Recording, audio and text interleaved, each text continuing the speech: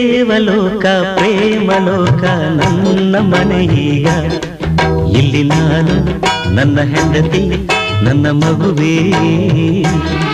ಪ್ರತಿ ರಾತ್ರಿ ಪ್ರತಿ ಹಗಲು ಬರಿ ನಗುವೇ.